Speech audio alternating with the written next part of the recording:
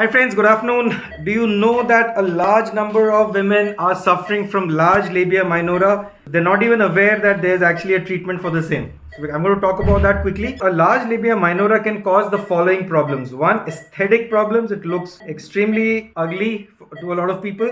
Second, a lot of wetness. The labia minora keep popping out of the undergarments and cause a lot of wetness, which might make it a little difficult to carry out athletic activities. The aesthetic part, of course, I mentioned.